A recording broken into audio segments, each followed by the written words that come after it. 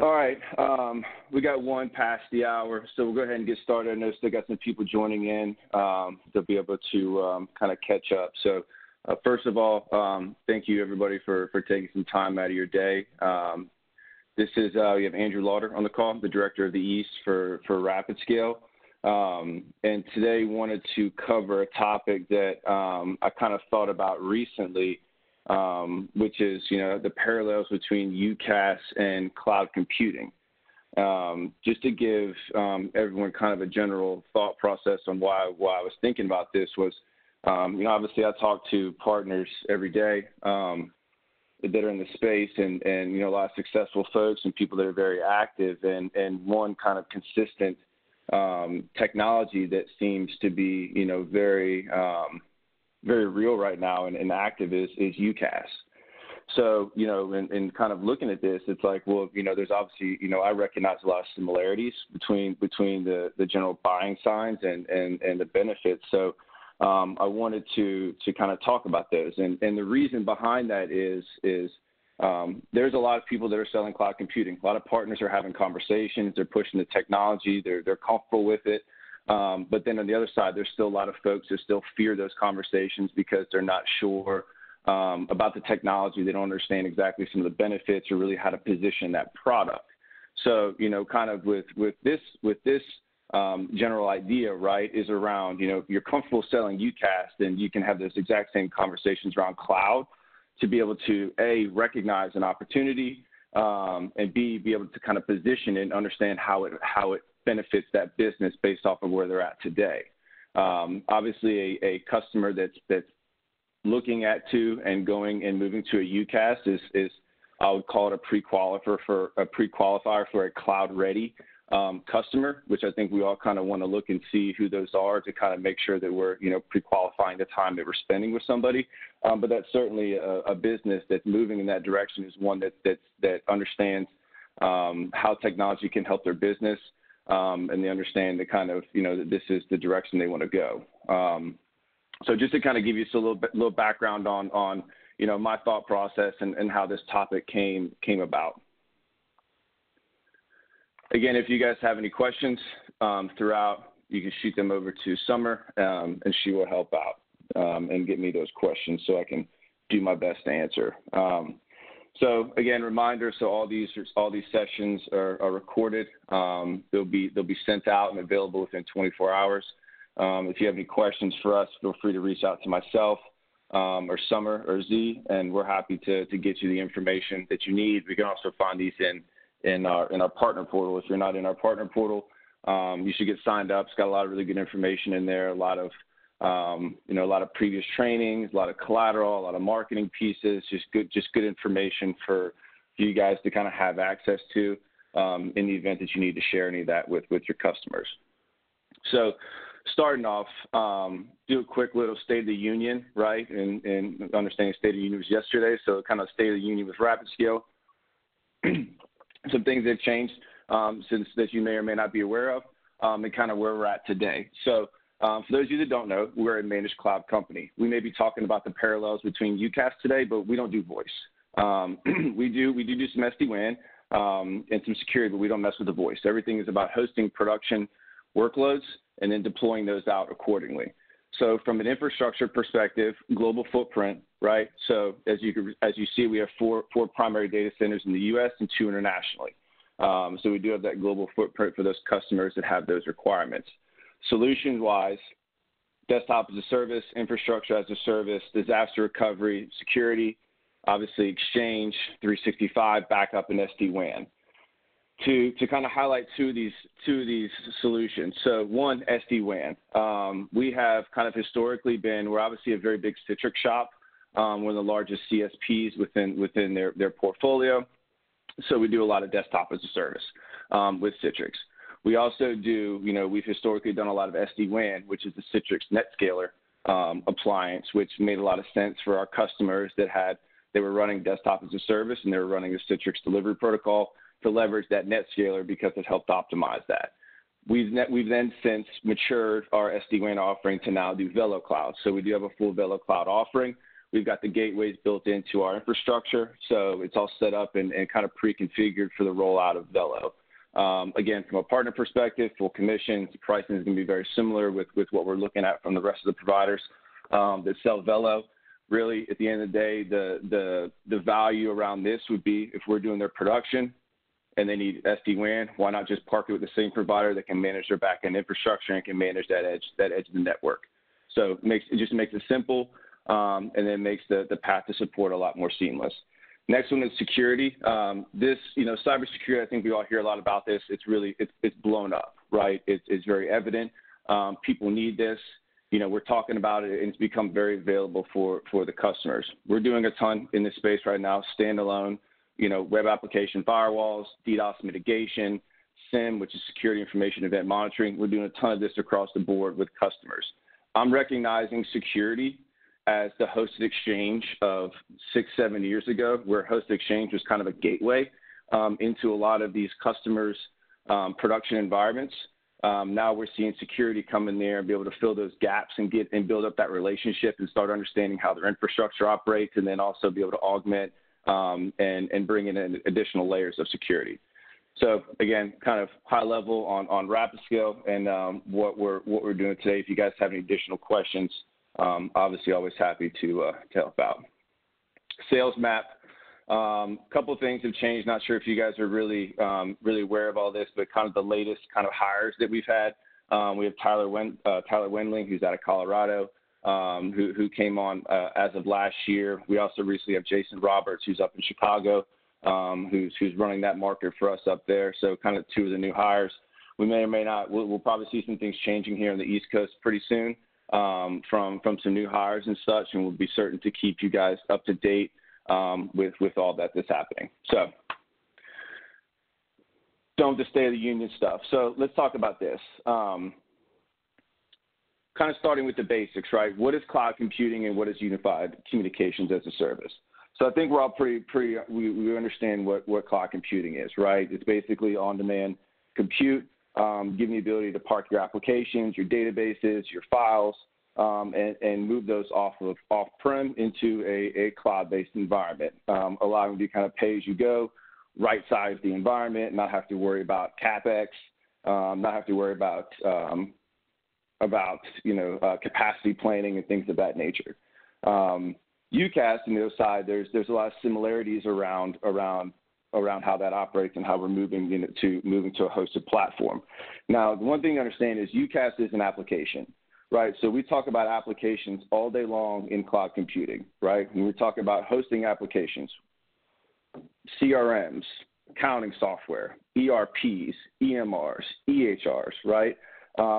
Those are all applications that are core to a business that they're using to, whether it's track data, input data, logistics, what have you. So UCaaS is nothing more than just an application that you guys are selling people. What comes with it is really based off of what they need, right? Obviously, the nice thing about UCaaS kind of as a whole is it's really all encompassing from, a voice, video, web, and audio conferencing perspective. So it really kind of gives you a holistic approach to that telephony stuff, right, and kind of the general collaboration and communication. We can host, so we can't host UCaaS because it's already hosted, but we can install soft phones, soft clients within desktops, deploy them out, and enable that security and that accessibility as well. I've got to get into that a little bit more, but they definitely complement each other, right? Again, kind of basic cloud computing solutions, IaaS, DaaS, DRaaS, PaaS, and BaaS, right? So platform as a service and backup as a service, respectively. So the benefits of UCaaS and cloud computing. I think this is an important slide and kind of one that really kind of summarizes a lot of this general conversation. A lot of the reasons why partners are comfortable in walking in and talking about UCaaS, well, one is the obvious inherent cost savings that a customer can get from it, right? I think we all understand kind of the fixed cost of per user and how there's a strong ROI around UCaaS. We don't typically want to position cloud computing around ROI because there's a lot of soft costs, a lot of things that go into it that are very hard to put on paper and to kind of predict from a cost perspective. So, I mean, it is not something we always typically want to say, hey, we can save you money by moving your infrastructure to the cloud. Because, I mean, we may or may not be able to, but if we can't, then you're probably going to fail, right? And there wouldn't be that compelling event that we're looking for. Where UCaaS is, very much so strong ROI at this point. But again, when we're looking at a business that has challenges, if they have challenges around managing an on-premise phone system, they've got challenges around mobility, right? Mobility meaning the ability to, access their applications or their phones or wherever from outside of the office. Or if there's a scalability issue, right? So a lot of those challenges that customers are seeing on kind of from a phone system and a collaboration side are the same things that they're seeing on the cloud computing, right? I have an on-premise infrastructure that we're spending a lot of time managing. We have, we have gear that's coming into life. We're going to have to look at purchasing more gear.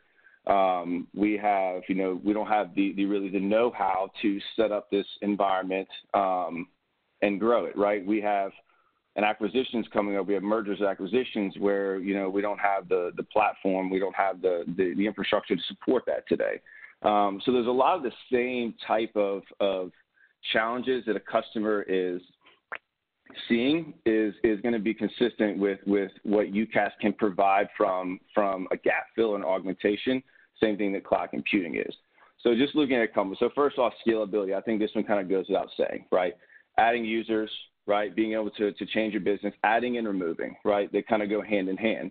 If you buy infrastructure, you buy servers you have 500 employees, and you buy for 500 employees, and your capacity planning for the next 3 to 5 years, so you're anticipating maybe growth or even just staying at 500.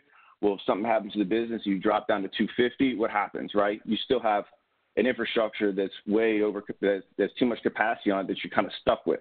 Same thing, similar with the phone system, right?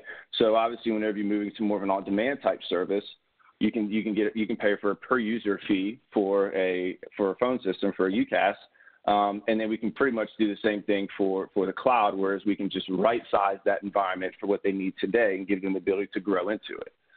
So very, very similar from a scalability perspective.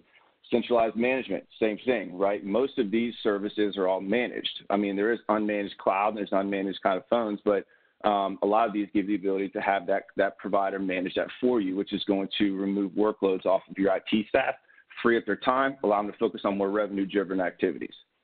Obviously, increased collaboration. That's a huge piece. Everybody wants collaboration at this point. They want to be able to talk to people, not just with their sitting in the LAN or on their WAN, but outside of that, right, outside the local network, and be able to talk and collaborate. Security, big piece here.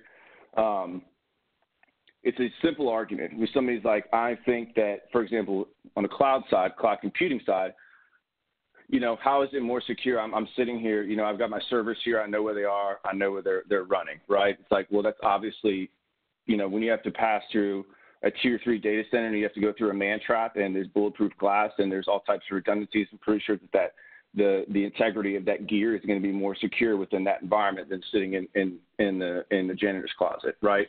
Or in your DMARC room. So, kind of same thing with UCaaS in terms of the management. The infrastructure that software is riding on is going to be better, and it's going to be more secure, and it's going to be more compliant than what you're going to be seeing with somebody that's trying to do it themselves. Redundancy is a big thing. I think we hear redundancy a lot.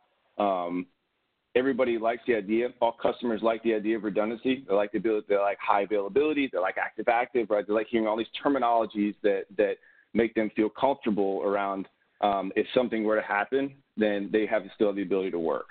Obviously, with UCaaS, there's a huge redundancy piece there because, say you just install an application on your phone, now your cell phone becomes, your office line, right? So you can kind of work from anywhere.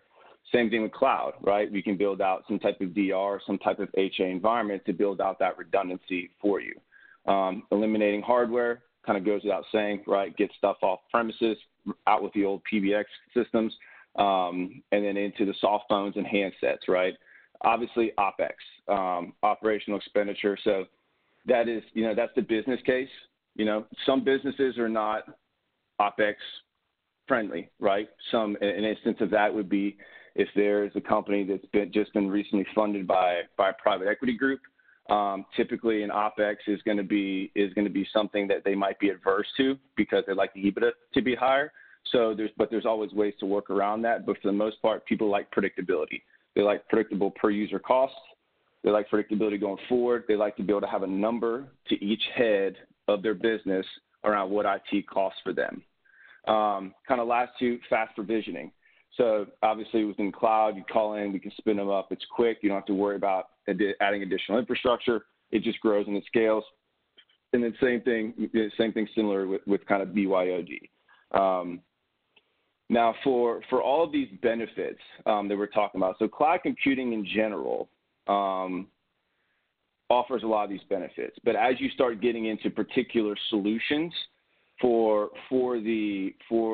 in the cloud space, such as virtual desktops or desktop as a service, you are now putting a lot of these benefits on steroids.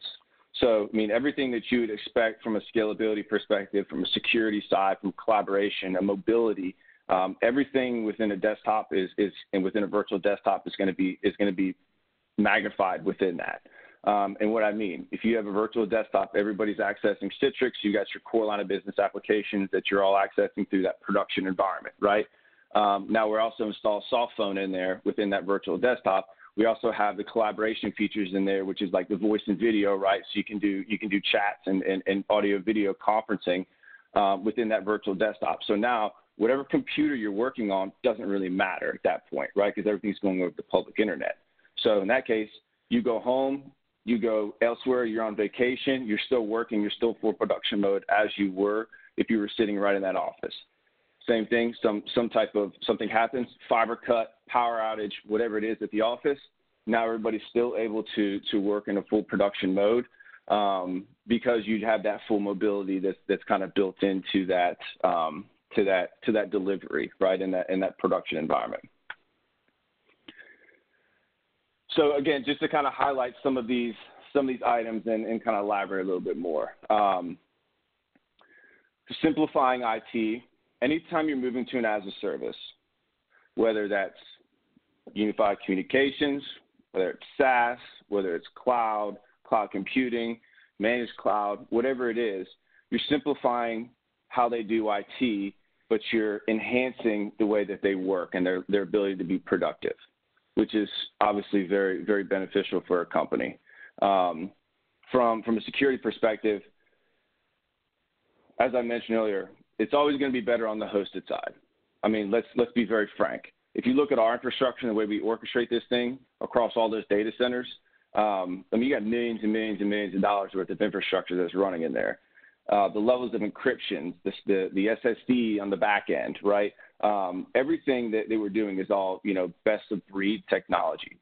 So highly doubt that typical SMB and mid-market or that underserved market that we always talk about is running a lot of stuff like that. I mean, a lot of conversations I'm having with people running SBS servers, which for you guys who don't know are small business servers, which is basically a compounded server that runs like Active Directory, Exchange, file services, and like QuickBooks, right?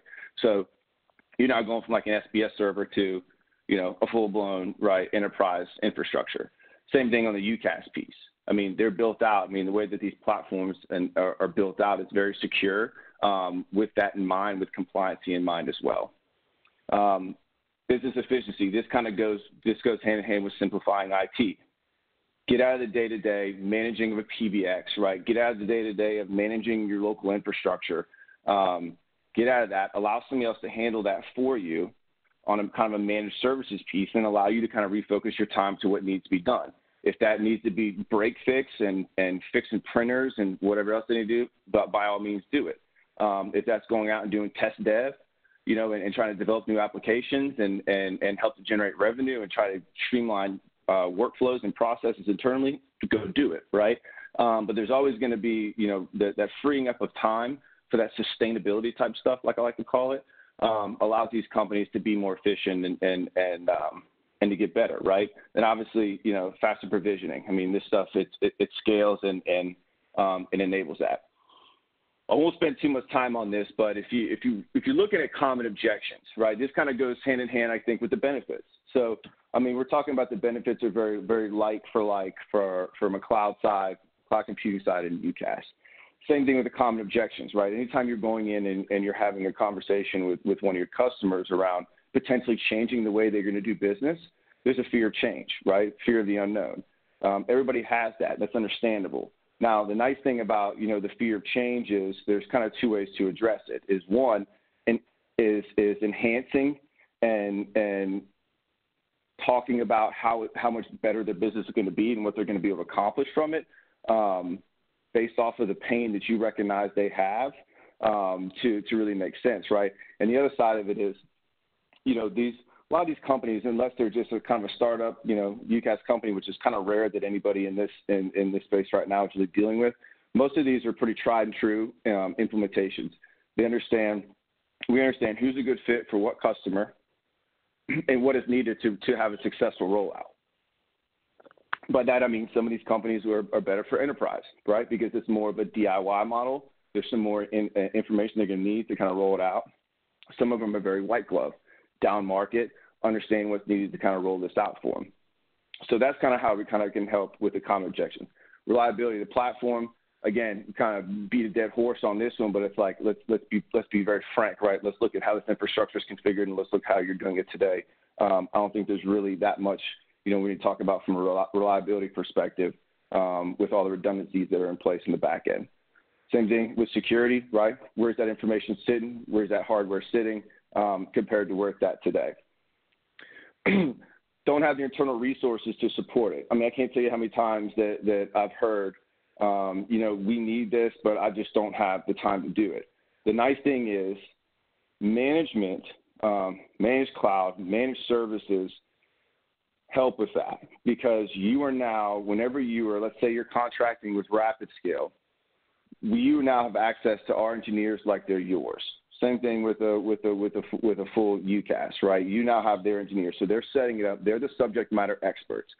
Do we need to have some type of, or would we like to have some type of local familiarity with the environment and access to the users? Of course we do. We always want that. That's always going to help things get better. But the heavy lifting is not needed to be done by them, not to mention for the initial migration, but also for the ongoing management, right? So it's obviously more of a fit if they have limited resources, they're overstretched, versus a big IT team that we're guys mostly sitting around kind of twiddling their thumbs because they got nothing to do. That's obviously not a better fit for lean.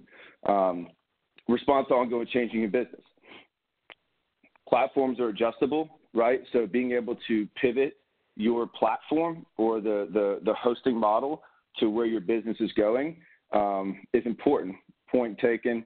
If they want to roll out a new application, right? We got a new ERP we want to roll out. Okay, great, let's do that. We've got, we're a 500 user business with 10 locations. We just acquired a 250 user business. We now need to integrate those companies together, right? That is going to, there's ongoing changes in business, and the flexibility of these technologies allow for those types of integrations to happen more seamlessly.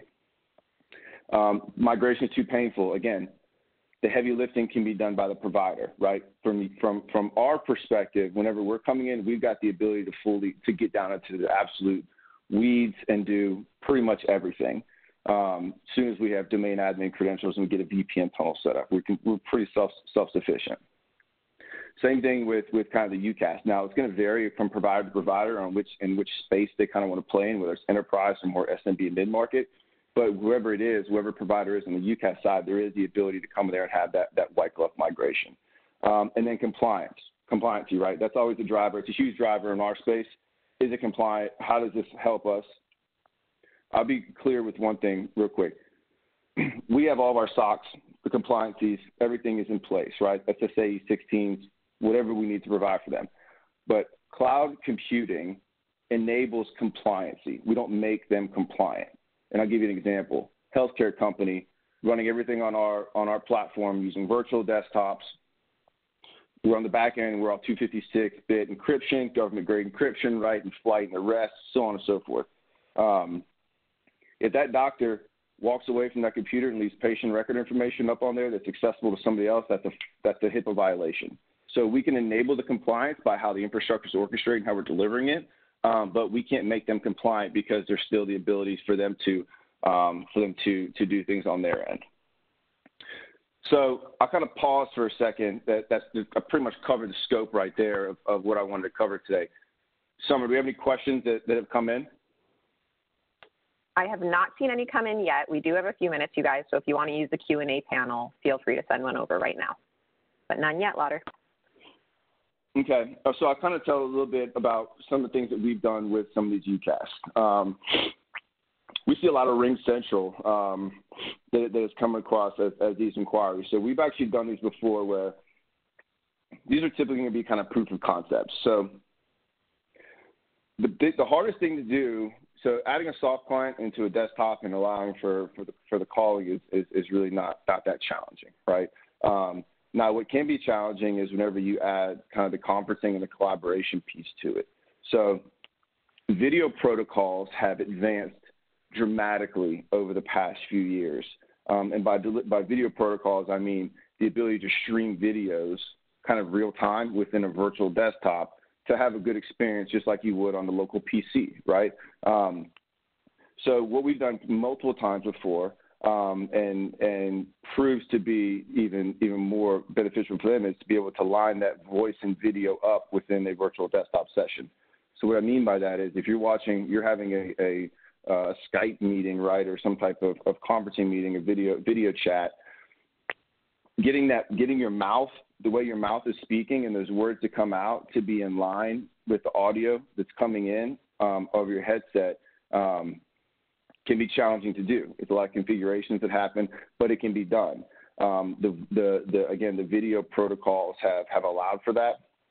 So from a limitation perspective, we're not really seeing much on that side there. Now, we haven't done it with every UCaaS, but we have done it with a few, and it's proved to be a great experience. We do have a question that just came in about who our competitors are and what we consider our edge to be. So the competitive question, I mean, first of all, it depends on a couple of things. You want the honest answer, it depends on which master agent you're working with, and it depends on the kind of customer. A lot of times in the SMB space, our direct competition is going to be the local MSP that's working with them today or another MSP that's in the market that's looking to do kind of the same thing on a small scale. Within our space, right, if we're looking at our kind of competitors that we see every day, I mean, we see obviously Evolve IP as a competitor. Everybody knows that, they're, on the compute side, they do a lot of virtual desktops as well. Matrix is one that we've seen. I mean, from a pure hosting side, we compute with a lot of the data centers, the tier points, the Flexentials of the world, kind of on just a pure hosting side. Now, if you're looking at kind of our differentiators, there's two things, right? One, we're very good at desktop as a service. We position ourselves very early on in the space to be leaders in this, and we continue to do that. We're one of the largest CSPs with Citrix, which is a Citrix solution provider. So we know desktop as a service very well. We also have a VMware Horizon platform as well. Outside of that piece, the other kind of differentiator is the level of management that we're capable of providing. Our in-house resources that we've built out, we really don't have any limitations around what type of sustainability needs to be done for a customer. Point being, patching and updating, monitoring, antivirus, database administration, moves as changes, password resets, right, tier one stuff. We're able to handle all of that, and we will also take it into the application layer. So from a DBA, that's obviously the database for an application, but we work a lot of times, if there really is lean resources from an IT perspective at the customer site, we'll work directly with that software vendor to figure out what the problem is. So an example would be customer calls in, my ERP's acting up, my EMR's acting up, right? I can't, I'm having trouble here. So we go and we look at, okay, great, health of the environment looks good, server looks good, utilization's low. Let's see if we can recreate the problem. We recognize it's a problem with the application. We then escalate to that software vendor and work directly with them, as opposed to saying, oh, infrastructure is good, not our problem. So that's a big differentiator because it's very white glove, very much becoming an extension of a company from the IT side. Any other questions, Summer? There's one more. I'm not sure I fully understand the gist of it, but I think it's which UCaaS conferencing applications have we integrated with our services before or used before? Kind of a question about which applications. So again, we have done a lot of RingCentral in the conferencing. Now we're talking about just kind of the VoIP piece and just installing a soft phone.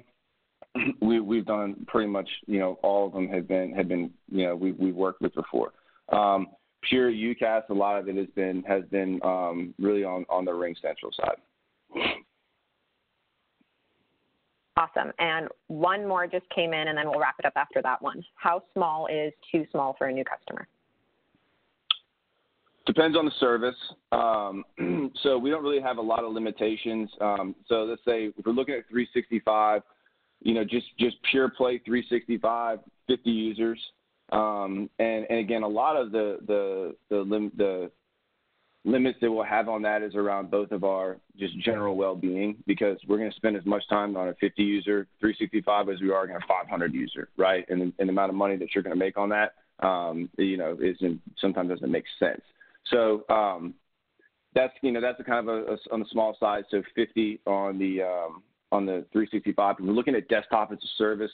We get down into the 20s and sometimes even the 15s in terms of seat counts. However, desktop as a service is one of those where economies of scale come into play very much. By that I mean there's a certain amount of resources that need to be in place, whether you have one user or you have 1,000 users, right?